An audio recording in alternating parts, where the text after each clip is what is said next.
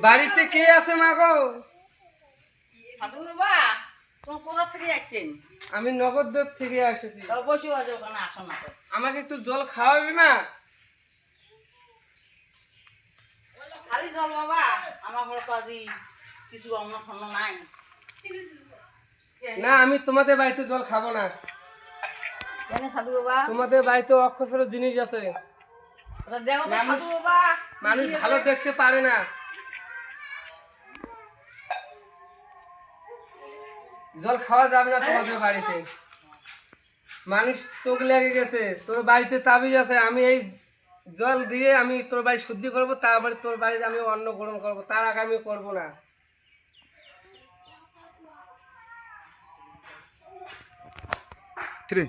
এই যে বাবা, আমি তোর বাড়িতে জল ছিটিয়ে দিচ্ছি, আমি শুদ্ধ করে দেবো।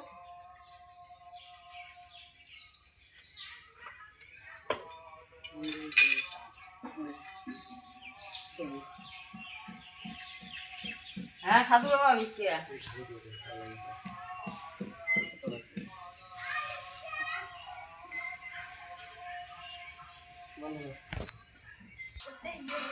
বাজাও।